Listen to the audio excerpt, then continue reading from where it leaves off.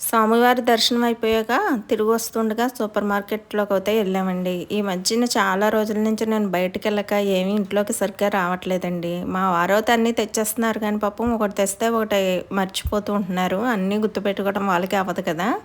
ఇంక సరే ఎలాగో వచ్చాను కదా! ఇంకా ఏవండీ వెళ్దామంటే, సరే అయితే నీకు కావాల్సినయన్నీ తీసేసుకో అని చెప్పి అన్నారు. ఇంకా ఇద్దరం కలిపి సూపర్ మార్కెట్‌లోకెళ్ళాము. నాకు కావాల్సినయన్నీ తీసేసుకున్నాననమాట.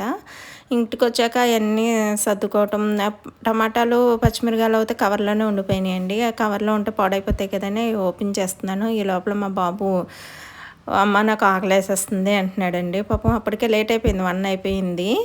వాడికి కొంచెం ఫీవర్‌గా కూడా ఉంది ఇవాళ పాపం. అందుకు పొద్దున కూడా ఆడు టిఫిను ఏమీ తినలేదు పాపం. సరే అనేసి ఇంకా అయన్నీ ఓ పక్కన పెట్టేసి ఇంక నేను లోపలికెళ్ళి అయితే వంటనైతే రెడీ చేసేసుకుంటున్నానండి. లంచ్‌లోకి అయితే దొండకాయ ఫ్రై అయితే చేసేసానండి. వీడియో నచ్చేటట్టయితే లైక్ చేయండి.